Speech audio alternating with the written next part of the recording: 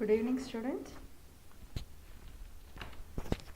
Welcome to Spark Academy. In this session, let us see few short answer questions of our class, our first year chemistry topics.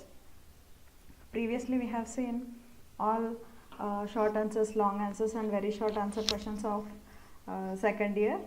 And in this upcoming sessions, let us see completely about first year topics. So let us continue into our topic.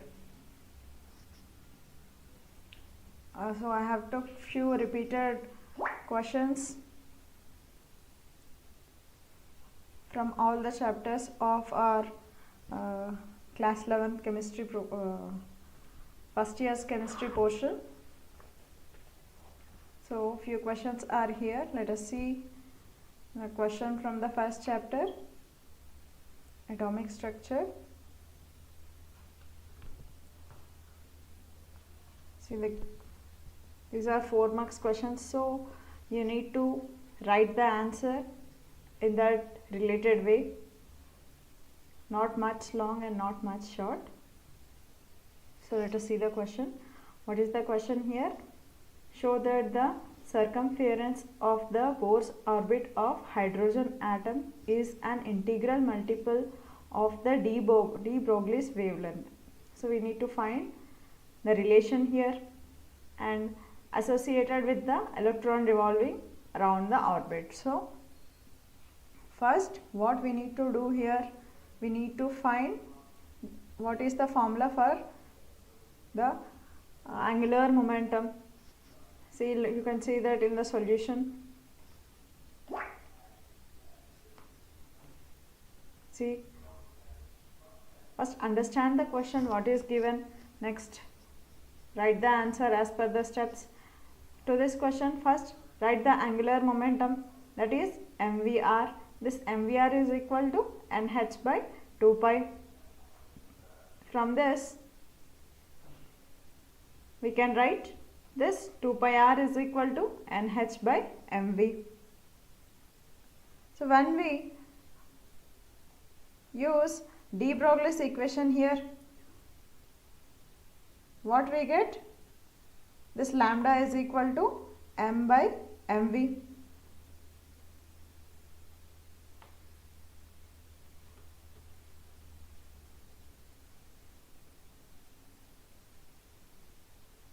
See, from this relations, what is the relation from angular momentum and this de Broglie's equation? What finally we get? nh, this n2 pi r is equal to n lambda. N lambda is equal to 2 pi r is the relation showing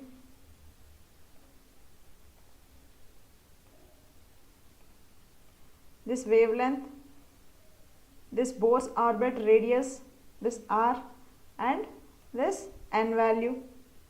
So here the main point to this answer is this relation 2 pi r is equal to n lambda, which we get this relation from the angular momentum formula. mvr is equal to nh by 2 pi and de Broglie's equation. So from this we can show that the circumference of the Bohr orbit for the hydrogen atom is an integral multiple. Integral multiple means multiplied by n times of the de Broglie's wavelength. Here this lambda is the de Broglie wavelength, which we are taking from the de Broglie's equation, and this is the required answer to this. You need to mention this derivation steps clearly, how you are relating this angular momentum and this de Broglie's equation, and how the relation we get. Mention these terms also. What is lambda here? What is r here? What is the n? This n is the integral multiple, lambda is the de Broglie's wavelength, r is the radius of the hydrogen atom. So this is the required answer for this question. Let us see next question. The question is about Planck's quantum theory. So they are asking to explain the complete Planck's quantum theory. So how a theory should be explained? First, you need to mention the main statements in the theory. Next, you need to derive the required relation. So what is here? Planck's quantum theory. What is this Planck's quantum theory? Different atoms and molecules can emit or absorb energy in discrete quantities only. This is the statement. What is expansion? The smallest amount of energy that can be emitted or absorbed is in the form of electromagnetic radiation. This electromagnetic radiation is called quantum. What we get from this Planck's quantum theory? The definition of quantum. This is the main important point. And thus the energy absorbed or emitted, here it is directly proportional to the frequency of the radiation. Here this frequency is mu. The energy is E. And thus H, this is directly proportional to V. This energy is directly proportional to frequency of the radiation. To remove this proportionality constant, we are adding the Planck's constant, that is H, that is E is equal to H into mu. This is the Planck's equation.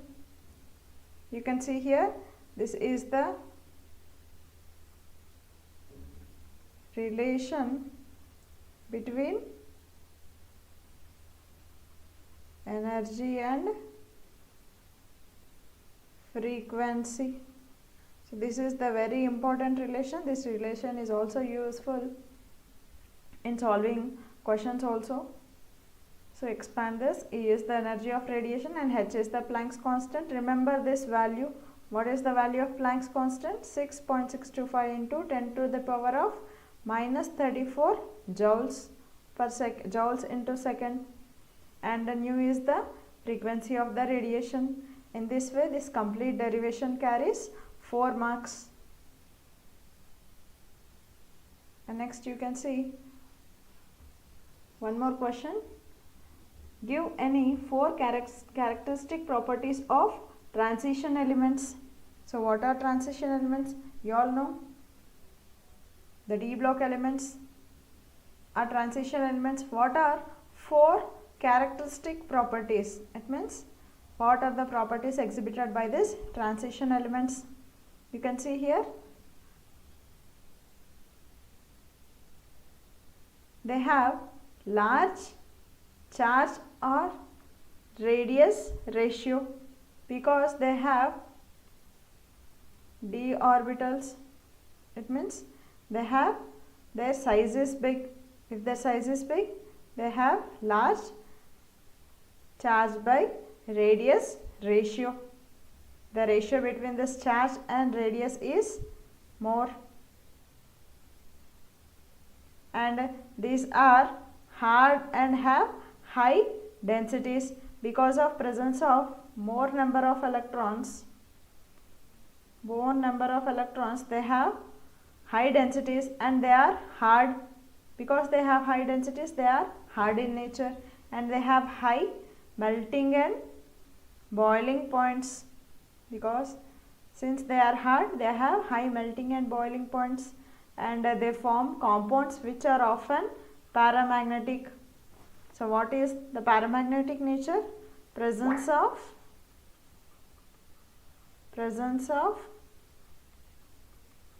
unpaired electrons is this paramagnetic nature.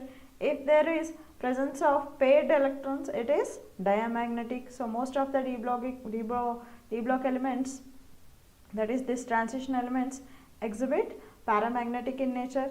They show variable oxidation states. Different element shows different oxidation states. This manganese can show oxidation state to +7. In this way they can show different types of oxidation states. They form colored ions and compounds. This D block, this transition elements Transition elements in periodic table exhibits colored ions and compounds, and they also show catalytic activity.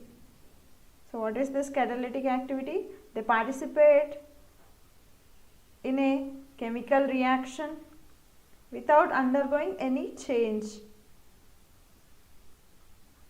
So what is the property of a catalyst? It increases the rate of reaction.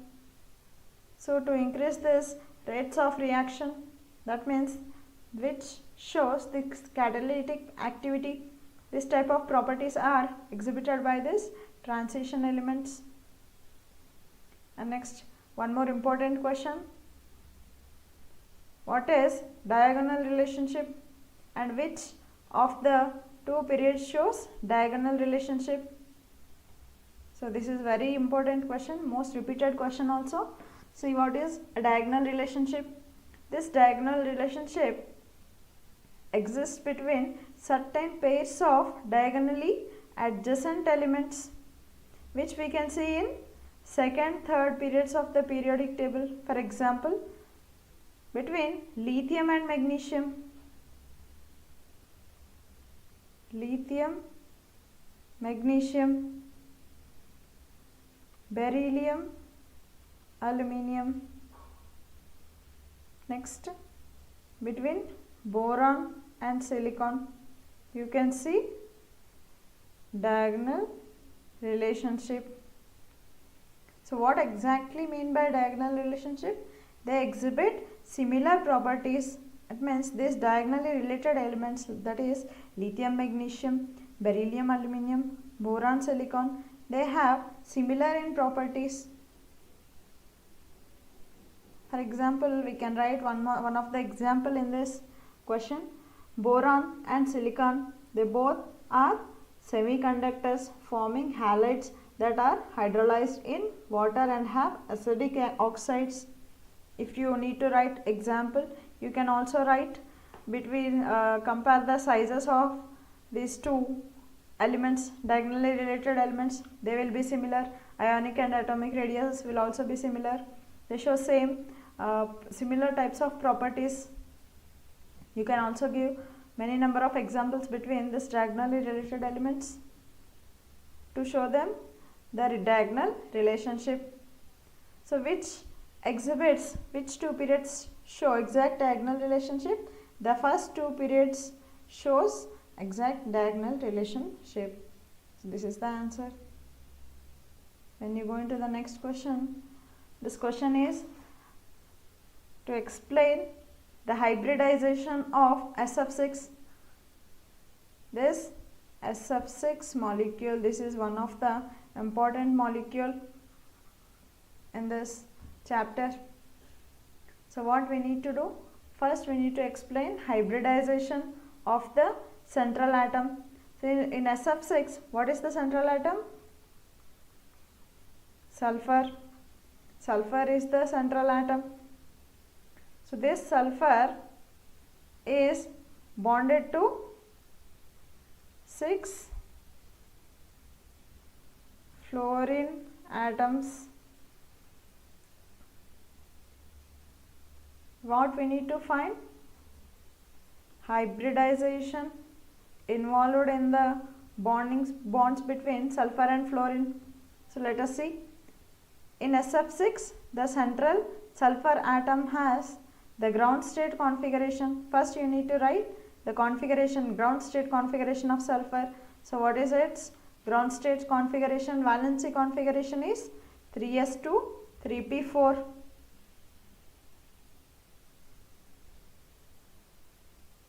So what happens here? One electron each from 3s and 3p orbital is promoted to 3d orbitals. It means when it undergoes excited state, these electrons from s and p orbitals will be shifted to d orbitals. One of the electrons will be shifted to d orbitals. What happens? These 6 orbitals will get hybridized to form sp3 d2 hybrid orbitals. This sp3 d2 hybrid orbitals, how many number of hybrid orbitals are there here? 1s, 3p and 2d orbitals, completely 6 hybrid orbitals. These 6 hybrid orbitals will bond with fluorine. How many? 6 fluorine atoms, forming a complete SF6 molecule. So what happens in fluorine? The 2p orbitals of the fluorine forms SF bonds. So thus we can get SF6 molecule, which is a octahedral structure. So this SF6 is octahedral structure. So the hybridization, mainly the important point, the hybridization is sp3 d2. So in this way you need to explain, if possible, draw the structure of this SF6 also, which is octahedral in structure. And next, from chemical bonding, you can see the question, what is meant by the term bond order, and calculate the bond order of N2, O2 and O2 plus and O2 minus. So what first you need to write here, what is the question? What is meant by the bond order? So what is the bond order? Exact formula, and you need to calculate bond order of few atoms, few molecules given here. So in order to understand this bond order, you need to study first molecular orbital theory. In this molecular orbital theory, what you get? First you need to write the molecular configurations of all the molecules. So if you write those electronic configurations, that is the molecular configurations of the molecules, from that you can identify the bonding electrons and non-bonding electrons. If you identify this bonding electrons and non-bonding electrons, you can find this bond order. So exactly what is this bond order?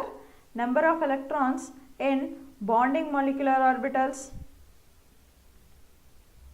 minus number of electrons in the anti-bonding molecular orbitals divided by 2. So read from this, it is number of electrons in bonding molecular orbitals minus anti-bonding molecular orbitals divided by 2. So this is the exact formula to find bond order. What is given here for nitrogen molecule, N2 molecule? What are the total number of electrons in N2 molecule? We have 7 in one nitrogen and 7 in another nitrogen, completely 14 electrons. These 14 electrons are distributed in N2 molecule in this way. You can see here the outermost configuration will be sigma 2s square and sigma star 2s square. This sigma denotes bonding molecular orbital and this sigma star denotes anti-bonding molecular orbital. This denotes bonding molecular orbital. If you find the number of electrons in bonding and anti-bonding and apply this in this bond order formula, for this N2 molecule there are 8 bonding electrons and 2 anti-bonding electrons. Subtract 8 minus 2, that is 6, 6 by 2 it is 3. So 3 is the bond order of this N2 molecule. It means N is linked to another N with 3 bonds. Similarly, you can find bond order of this O2. O2 plus and O2 minus. You can see here this O2 is having 16 electrons. For 16 electrons, the configuration is in this way. You can see in this way, sigma 2s2, sigma star 2s2 and sigma 2pz2, pi 2px2, pi 2py2 and pi star 2py1, pi star 2py1, pi star 2px1 and pi star 2py1. From this, identify the bonding molecular electrons and anti-bonding molecular electrons, so that you can find the bond order. Similarly, you can find for O2 plus. Since plus is there, remove one outermost electron, that is remove one electron from pi star 2py. So thus this is the configuration. If there is minus, it means you need to add one more electron. Here it became pi star 2px2. So in that way you can find the bond orders of this required molecules. So practice very well in this type of questions, because these are more scoring questions. Without any confusion you can answer this type of questions. These are very simple also. And next we have a question like this: derive an expression for kinetic energy of gas molecules. So this is from thermodynamics. What is given? Expression for kinetic energy of gas molecules. For this, first we need to know what is kinetic gas equation. That is PV is equal to 1 by 3 mn mu square. This is the kinetic gas equation. So in this chapter you need to remember few formulas and few equations. Those equations and formulas will also helpful in solving problems. So most of the derivation part and problems will be asked in this chapter. And this is the kinetic gas equation. From this kinetic gas equation, this value of m into n, this m into n is equal to capital M, where here m is the mass and n is the number of molecules. This will be equal to the Avogadro's number, which is denoted by capital M. This capital M is nothing but gram molar mass of the gas. In place of this m and n, we are writing this value of capital M. So what it becomes? PV is equal to 1 by 3 m mu square. So from this, what we derive? PV is equal to 2 by 3 times of this kinetic energy gas equation.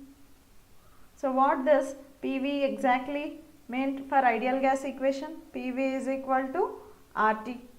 Here where n is equal to 1, let us take for 1 mole of gas. So what if we equate this PV value with the above equation? What it becomes? 2 by 3 times of this kinetic energy is equal to RT. So this for n moles, this is multiplied by nRT. For this kinetic energy is equal to 3 by 2 times of this nRT. So this is the kinetic energy of gas molecules, which is related to ideal gas equation. So this is very important for derivation and for problem solving also. And next we have a question on RMS, average and most probable speeds of gas molecules. Here this RMS is root mean square speed. Since these are all speeds of gases, RMS is root mean square speed. What is it? It is defined as the square root of the average of all the square of speeds of individual particles in a gas. So you can just remember these equations. That is, the speed V RMS is equal to root of 3 times of RT by M. So this is the relation for root mean square, that is VRMS. And next, average speed, that is denoted by V average. It is defined as the sum of the all speeds divided by number of speeds. This is the general formula of average. Sum of all speeds divided by number of speed counts, that is given by V average is equal to root of 8 RT by pi m. Let us take this as equation 2. And most probable speed, what is it? It is defined as the accurate speed of the molecules of the gas, that is given by Vp is equal to root of 2 RT by m. So this is taken as third equation. What is asked in the question? Give their internal relationship. So to find out the internal relationship, we need to take ratio of all these three speeds.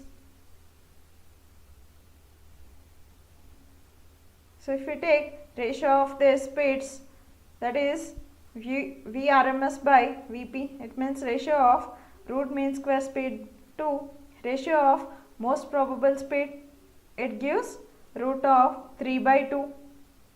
This is equal to Vrms root of 3 by 2 Vp. This is from 1 and 3 we get, and if we find all the three ratios, you will get the internal relationship between all these three average speeds. This is about RMS, average and most probable speeds of gas molecules. Next, you can see this type of questions from stoichiometry. This is to find the empirical formula. What is the question? Calculate the empirical formula of a compound having percentage compositions. What are those percentage compositions?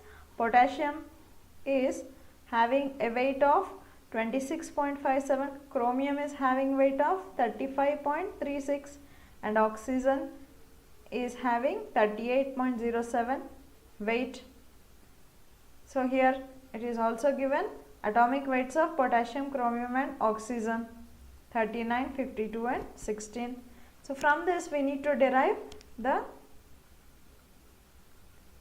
empirical formula. So what is this empirical formula? This is the base of structural formula or the main formula.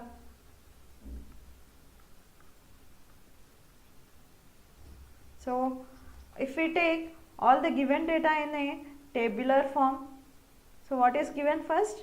Potassium is having a composition of 26.57, chromium as 35.36, and this oxygen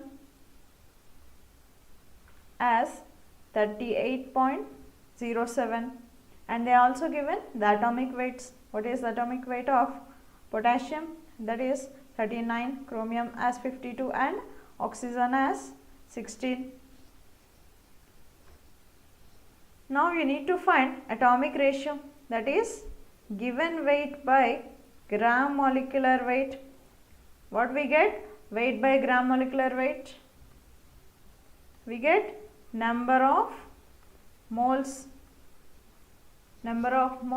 present in the compound. So what is here the weight? That is in the first column, that is 26.57 for potassium. You can see the weight is given, it is divided by the atomic weight, that is 39. You will get the value of 0.67. Similarly, apply the same for chromium and oxygen. We will get 0.67 and 2.38 values. Commonly we have 0.67 value. So in order to get this empirical formula, what we need to do? We will get a simple ratio of all these terms. To get simple ratio, divide the common term for all these three.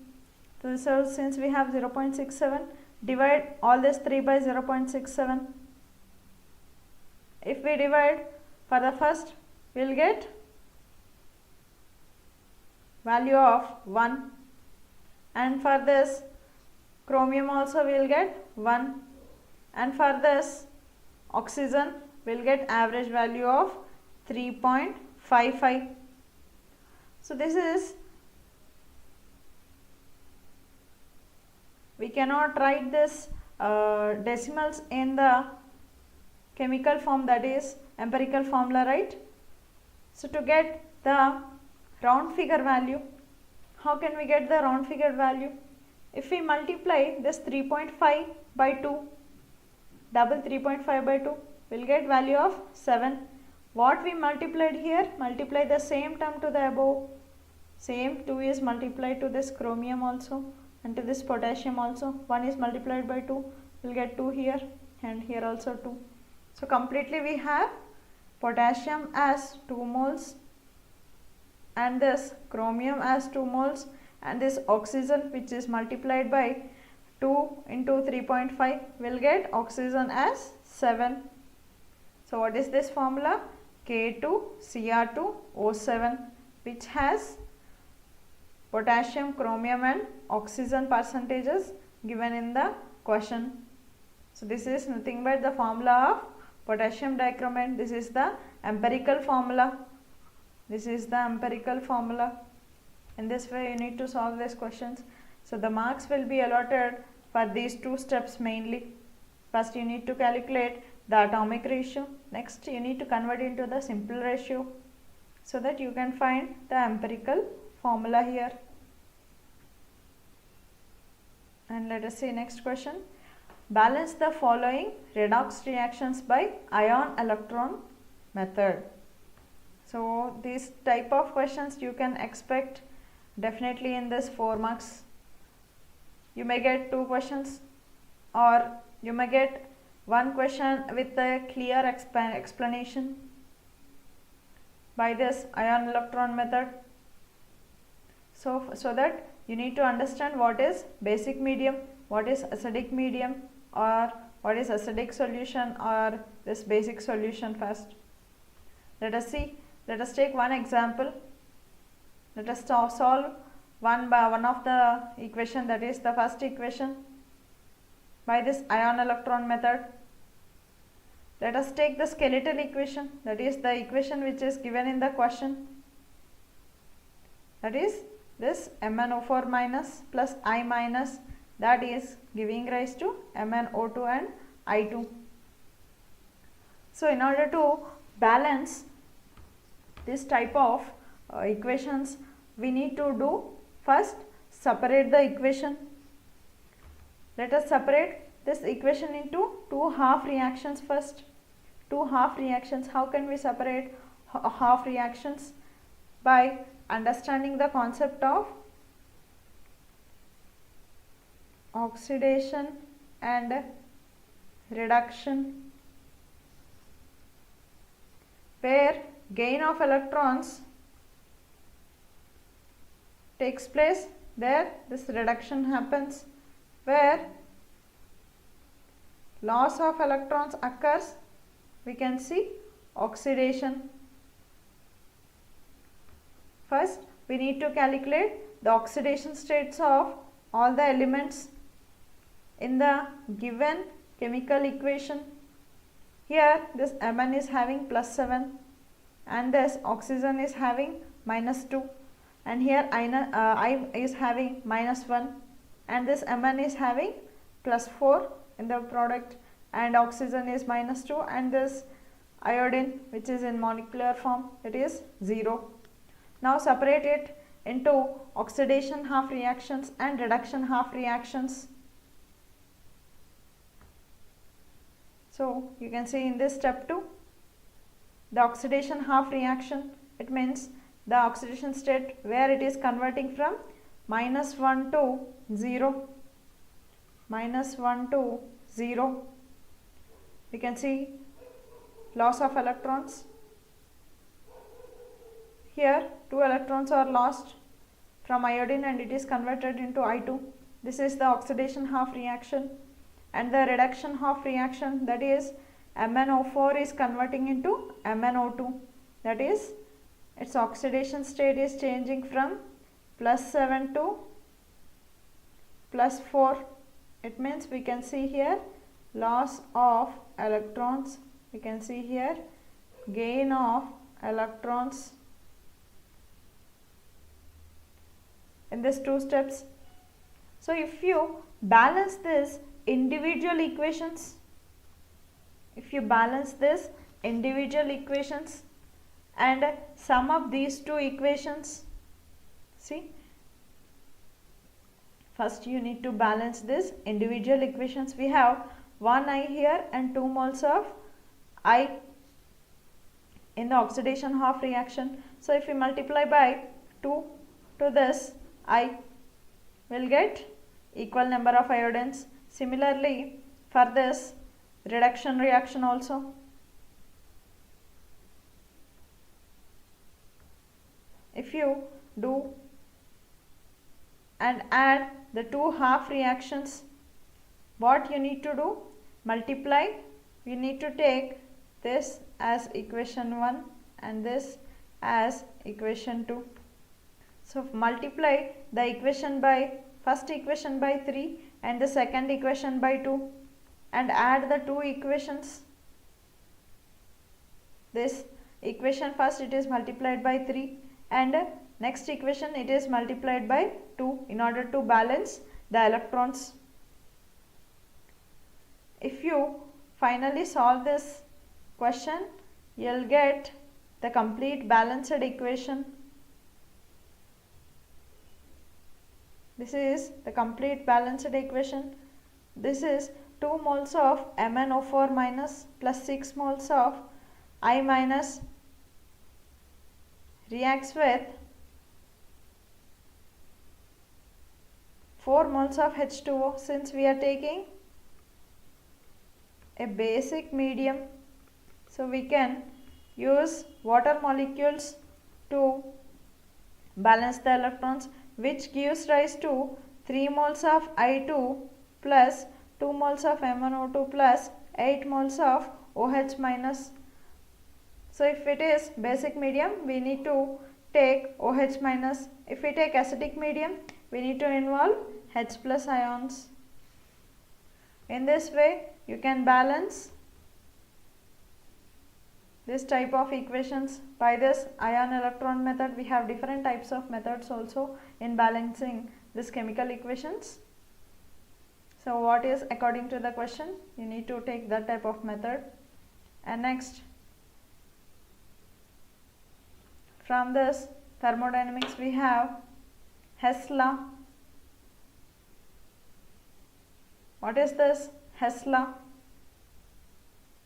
This Hess law of constant heat summation.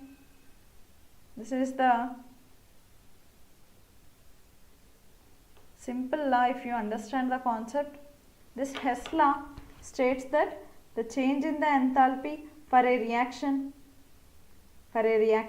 if there is any energy change difference is there, that energy change difference is same whether the reaction takes place in one step or series of steps. This Hess law can also be stated as this one more statement: enthalpy change for a chemical reaction is same regardless of the path which the reaction occurs. It means if the reaction happens in one step or 2 to 4 steps, the change in the energy will be same in all the steps. For example, if we take a path 1 of the reaction, this methane CH4 reacts with 2 moles of Cl2 forming CH2Cl2 plus 2 moles of HCl. This is the path 1 reaction, direct reaction. What happens in path 2? When methane reacts with 1 mole of chlorine, it forms CH3Cl. Here the change in the energy is minus 98.3 kilojoules. For the above, in a single step reaction, the change is minus 202.3 kilojoules. Here you need to mention this energy change. In the path 2, the second step, the product formed in the first step, that is CH3Cl, This again reacts with 1 mole of chlorine gas forming CH2Cl2. It means H is replaced by 1 chlorine. Here the change in the energy is minus 104.0 kilojoules. If you add these two steps, it will be equal to the first step energy change, that is minus 202.3 kilojoule. This is the delta H01, that is the path 1, that is equal to sum of the two steps energy change in path 2. So both are same. This is the nothing but the Hess law of constant heat summation. This is also one of the important question in your 4 marks. And next we have a question on solubility product. Define solubility product. Write solubility product expression for the following, that is Ag2Cr2O7. First we need to know what is solubility product. Here the solubility product, it is the product of the concentrations of cation and anion in a saturated solution of salt at room temperature. This is the definition of solubility product, which here it involves the concentration of cation and anion of what is saturated solution. If we see the example,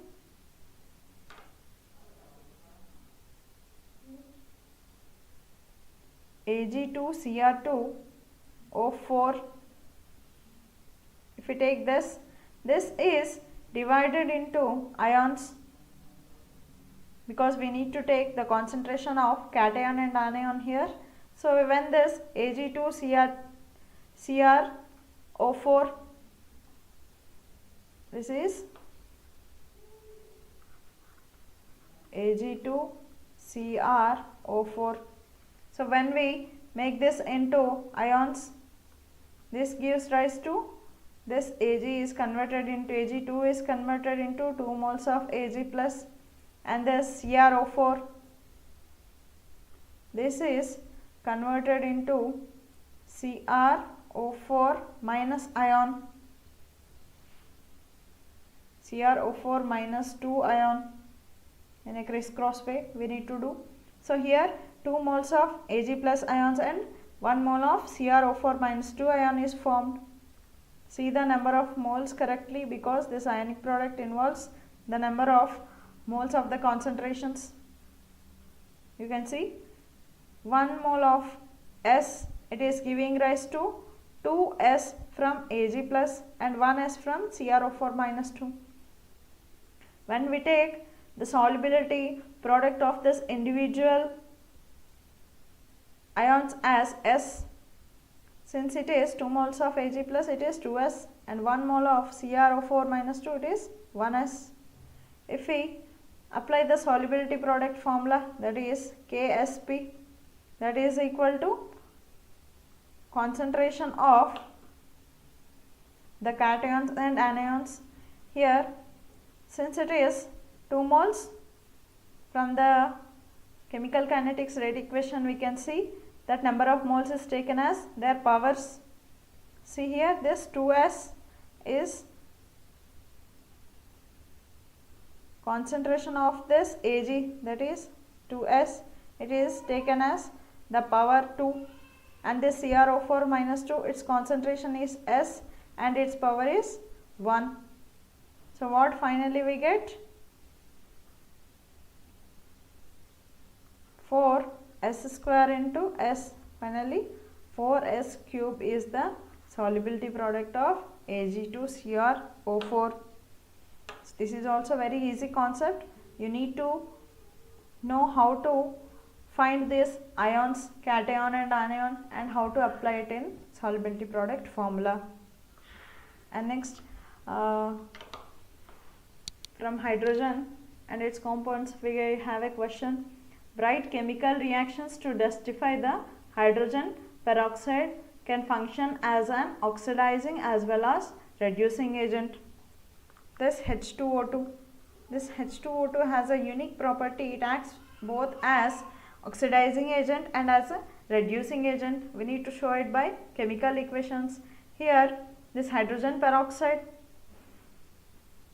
reacts with 2 moles of potassium iodide forming 2 moles of KOH. Since oxygen is added with the help of H2O2, it is a oxidizing agent. It shows oxidizing nature. And here also this mercury reacts with H2O2 forming mercury oxide, releasing water. Here also oxygen is added, so this is showing oxidizing nature. And when this H2O2 reacts with chlorine, we will get HCl and O2. Here we will get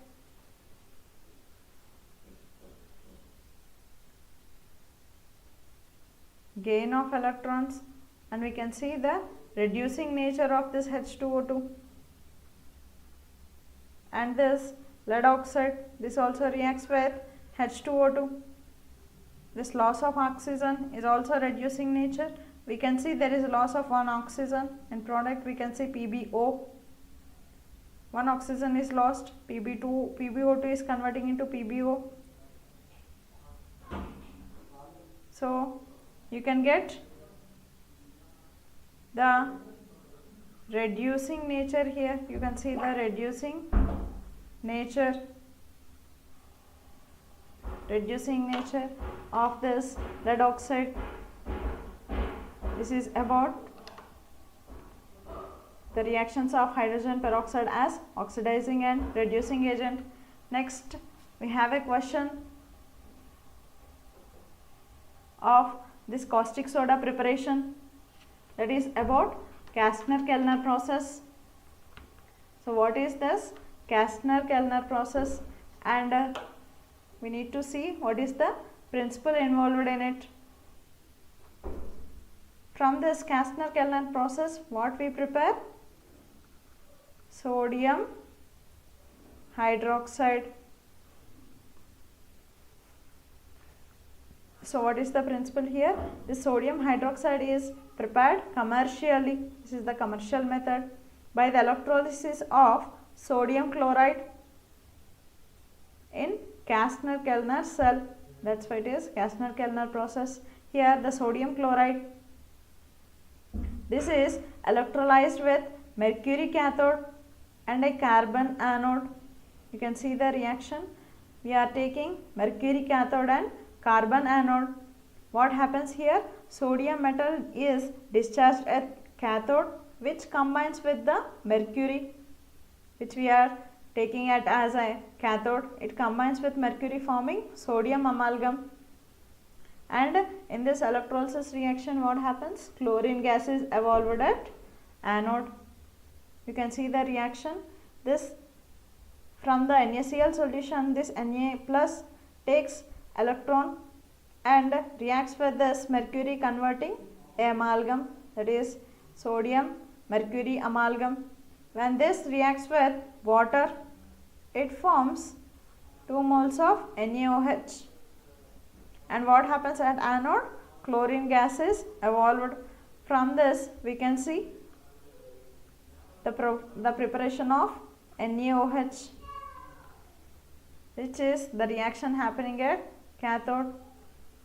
A sodium hydroxide, that is caustic soda, is prepared in this process. And we have a question based on diborane.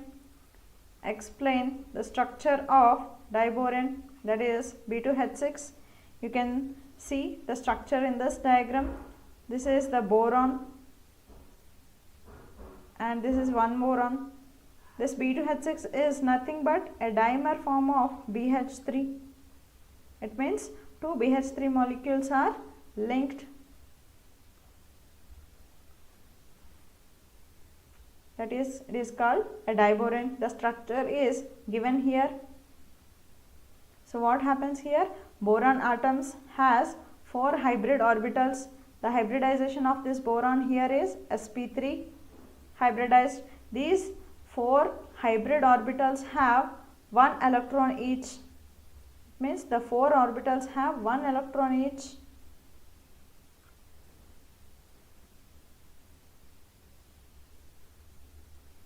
and each one of them is an empty orbital. From this, what happens is they form bonds with this hydrogen atoms. 2 electrons of the hybrid orbital in each of the boron. You can see here this part, 2 electrons of hybrid orbitals of each of the boron atoms forms 2 bonds, and they form bonds with this hydrogens. Since we have 4 sp3 hybrid orbitals, they form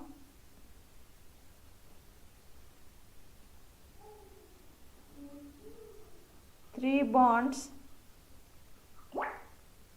You can see one boron forms 3 bonds with hydrogen, and another boron also forms 3 bonds with this hydrogen.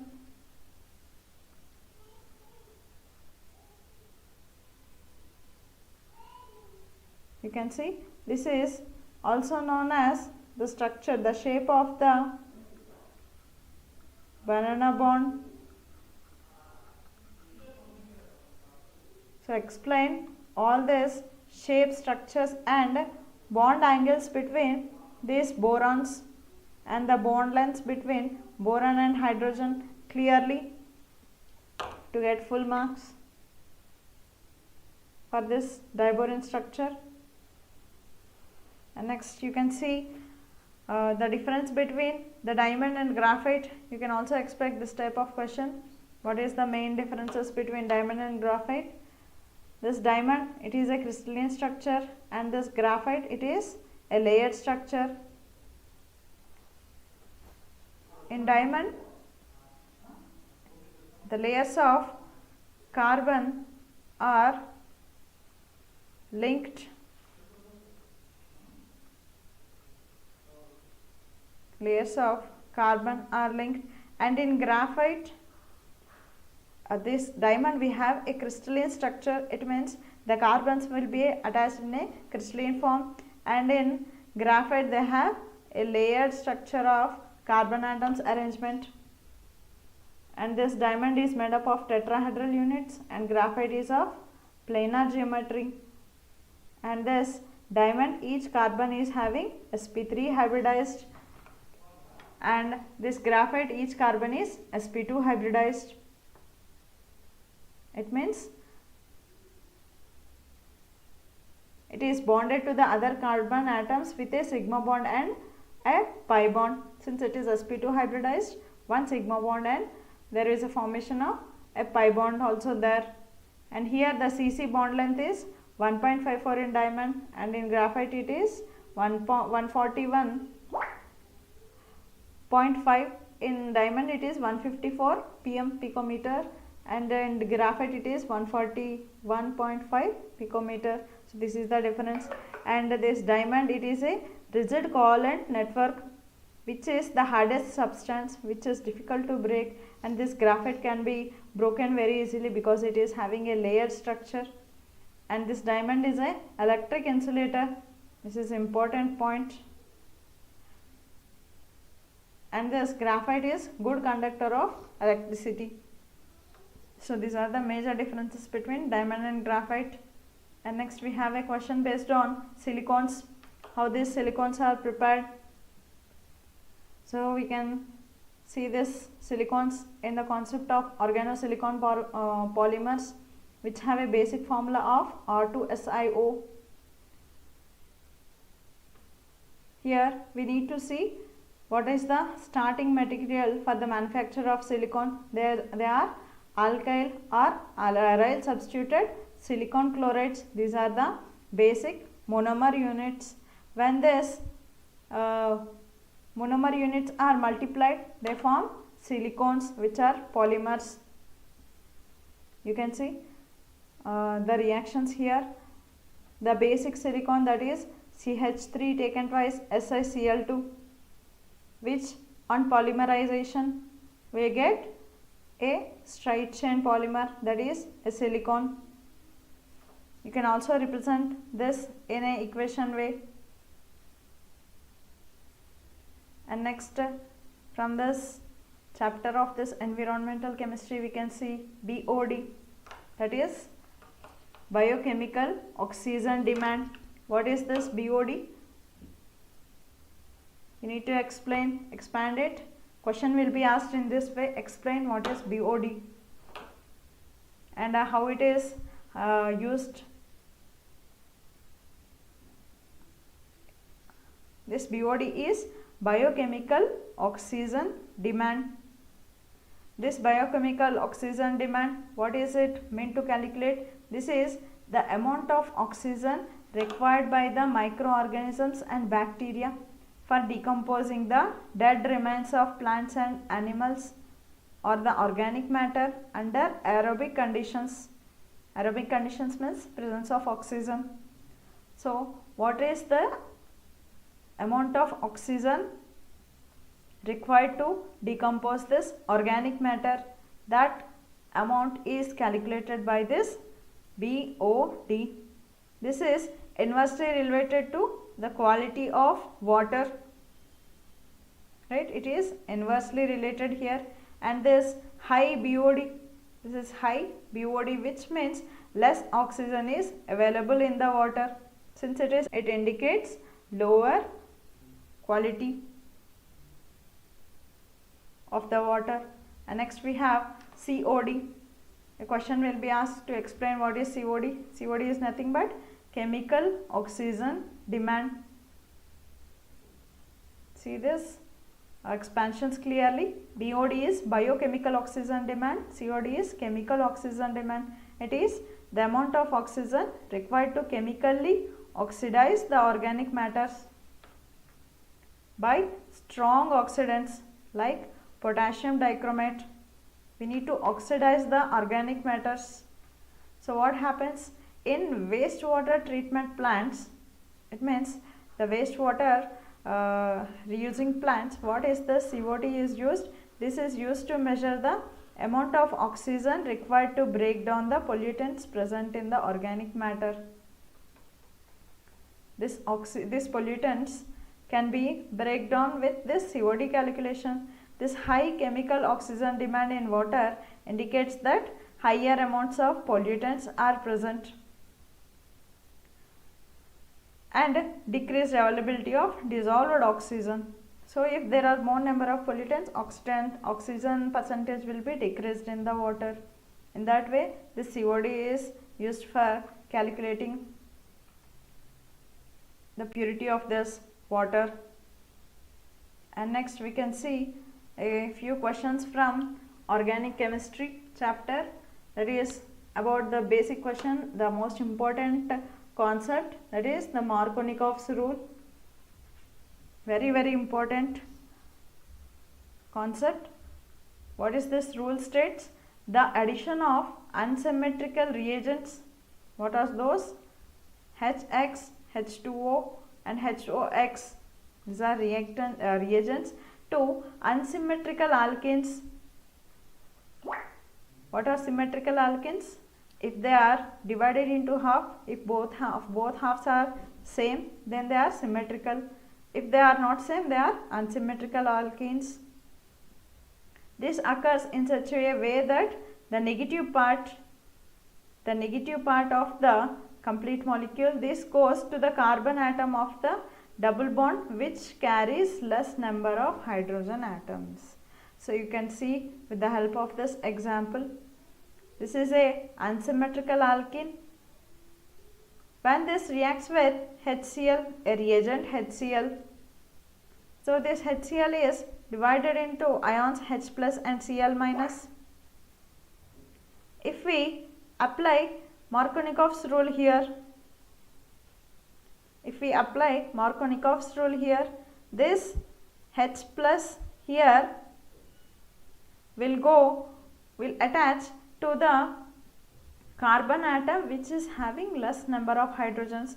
From this unsymmetrical alkene, which carbon have less number of hydrogens here?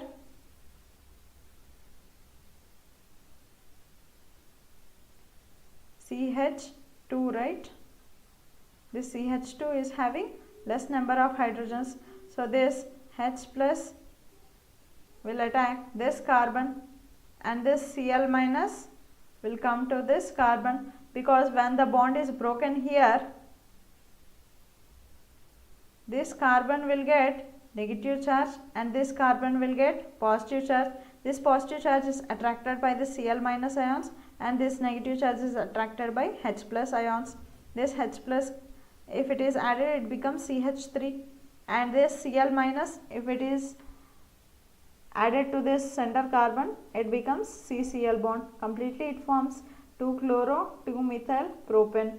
This Markovnikov's concept is very important. And next we can see Karash effect. So what is this Karash effect? This is also known as anti-Markovnikov's rule.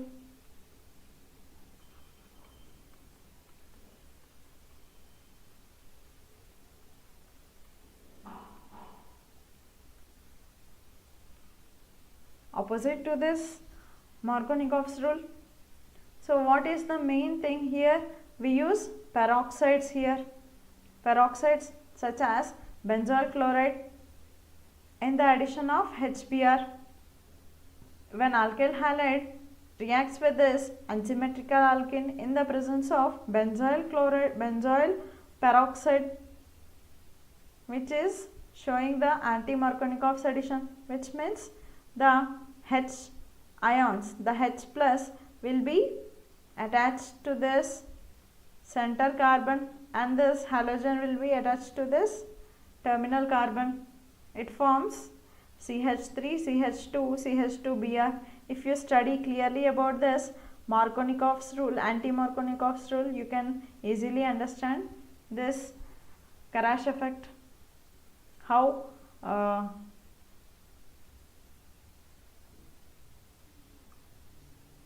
this electron transfer takes place and how this peroxide affects this product formation.